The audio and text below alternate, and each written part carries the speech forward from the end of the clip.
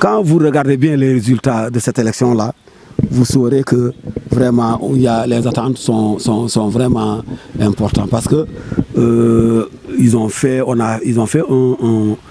pratiquement 90% ont voté pour ce changement-là.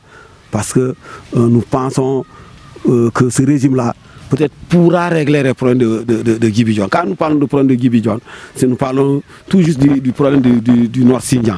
Quand on parle de cette crise-là, on a souvent référence au Nord Sindian.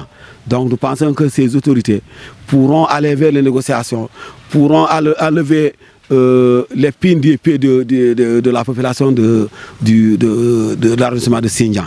Aujourd'hui, la zone est très éprouvée.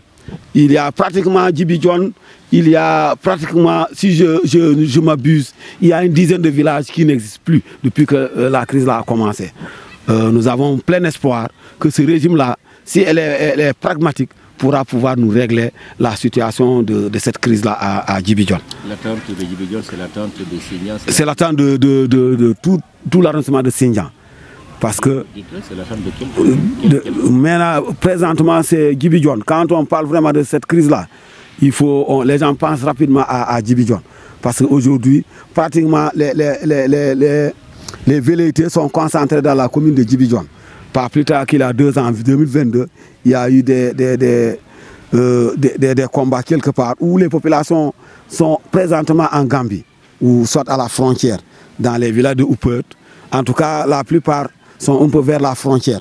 Donc nous osons croire qu'il ne ménagera aucun effort pour que l'accalmie s'installe et que la paix revienne dans cette zone où vraiment les populations ont besoin de cette paix-là pour pouvoir se développer.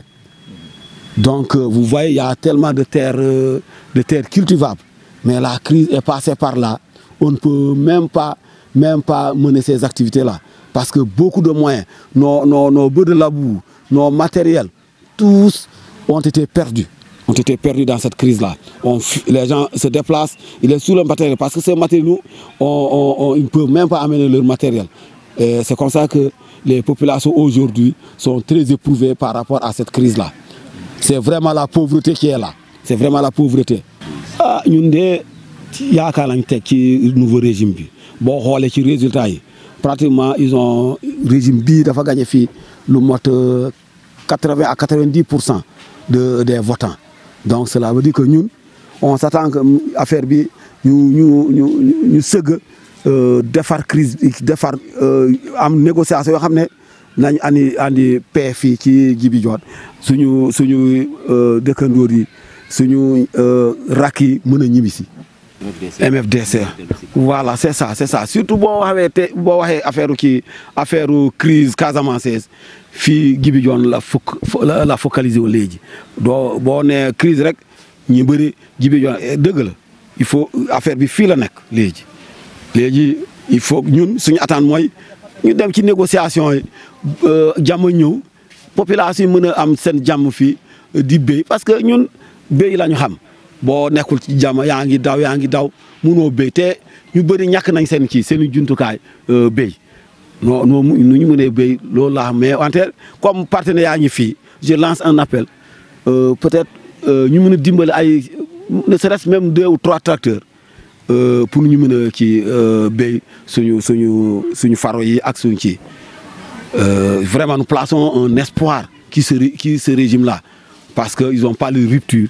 Je pense que rupture dina am ñun de yaakaar nañ ci si régime bi dañ ko yaakaar lool ñuy ñaan yàlla seen yàlla def ñoom ñoo xam ne ñoom lañ élire tey ñu mën a am kattan pour saafara suñu jafe-jafe. waaw liggéey nañu parce que doyul parce que yoon bi ngeen gis ni voilà, ils ont fait de leur mieux, mais je pense qu'ils ont atteint leur limite. Parce que les gens, ils ont armée, ils régler l'affaire. Il faut aller vers les négociations sérieuses. Il faut aller vers les négociations sérieuses. Comme ça, je pense qu'on va trouver la solution. Depuis quand la crise a commencé, vous avez armes, on aurait pu régler le problème. Mais je pense que ce ne sont pas les armes. Il faut vraiment aller vers les négociations, proposer des choses concrètes comme ça. les gens pourront revenir à la raison et pouvoir amener la concorde dans ce pays.